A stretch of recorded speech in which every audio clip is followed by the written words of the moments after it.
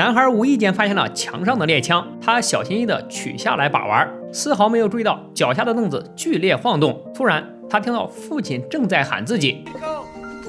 为了不被父亲发现，男孩赶忙手忙脚乱地往上放。